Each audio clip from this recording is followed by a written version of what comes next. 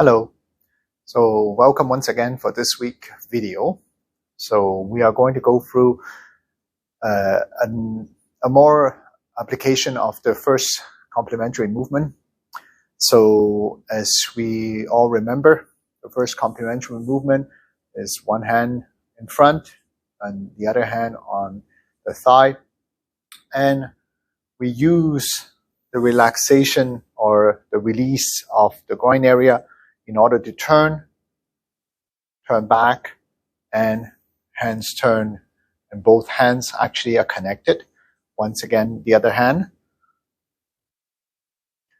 While doing so, try to connect the two hands and also try to release everything that is in between. So it's like a little bit like two hands have both intention of each extremities, and all in the middle are actually release. Okay, release. As I talked about in the practice, it's like there's two type of release. So there's a release that just open up, and there's a release also feel that we are very soft. So let's put that into our mind while keeping our posture, okay, into that release constantly.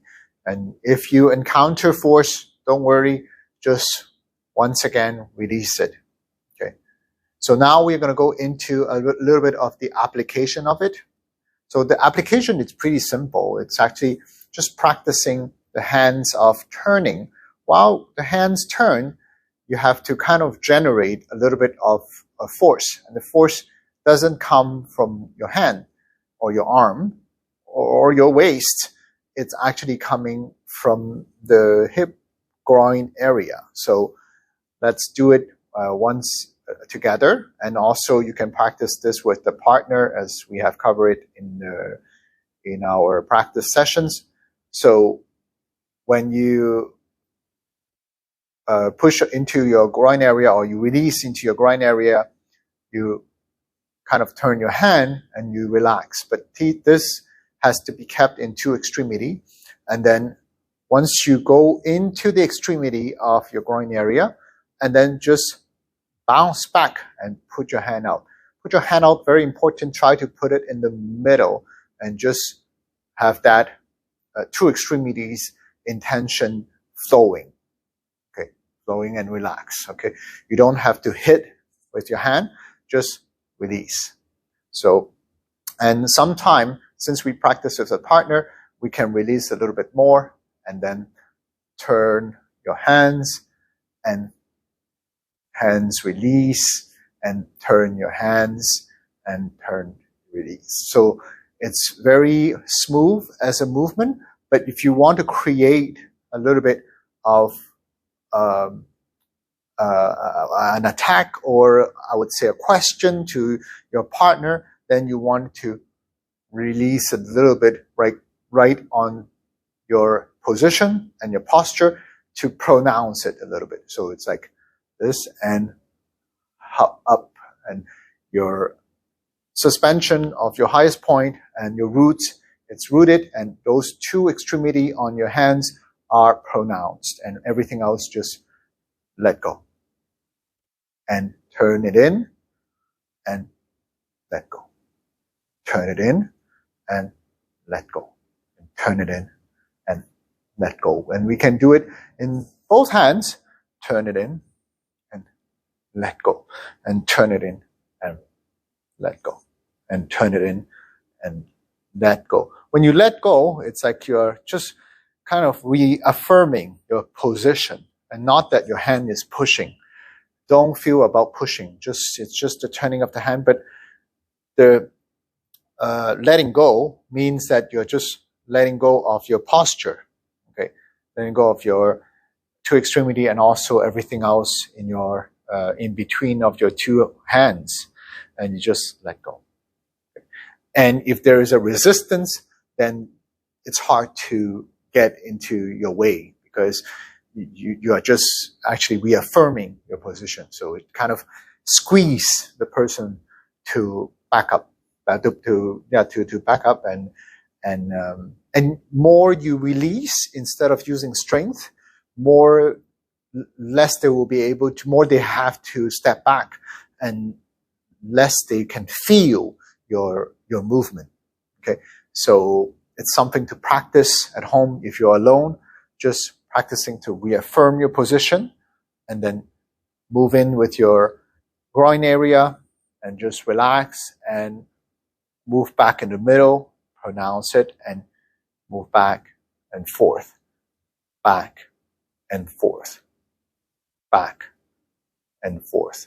Okay. And you can do it in both sides, back and forth, back and forth. And when you practice it with a partner, then you can actually adhere a little bit more so that it allows them to also turn their hip, and then you actually deviate with your groin area relax. Okay, so that's the application of the first complementary movement. It doesn't has to be on a horse stand. It can be on one step. Okay, but at the same time, in the beginning, it's better to be on a horse stand. And if you get tired, then actually you can move it on one foot and exchange it continuously. But it's actually easier to stay on the horse stand in the beginning. The second movement for some might be new, and for others might be a revision. So it's similar. The movement does not come through your hands or your waist. The movement comes also between the turning of your hip, which is generated by the release of the groin area once again. So we move both hands in the middle, like in front of you, and bend a little bit of the knee. And we turn our hip and relax our hand. And then we put out the opposite side of the foot. And when we move forward and turn it in the front, we step together and straighten our back and hands out. Similarly, so we're going to turn, foot out, and foot together, hands out. Turn, foot out, and foot together, hands out. Once again, turn, foot out, and turn out. And we will do it also backward. Step back, turn, and foot together, turn back straight. And foot out, and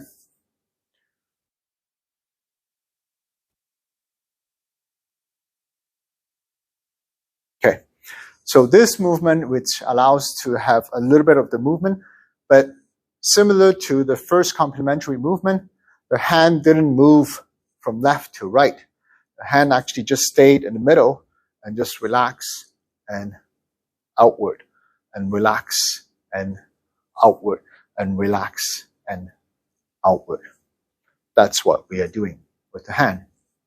The movement, it's actually generated through the hip.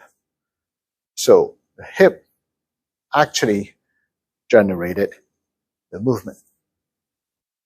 While doing so, we move our feet together. Okay, so that's composed of the second movement. So let's do this a few times until you really feel that the hip is relaxed. And also, once again, this movement, the second complementary movement, allow us also to sense the true intention of the hands, while in between has to be released. So thank you for watching, and hope to see you all in the next practice and also in the next video.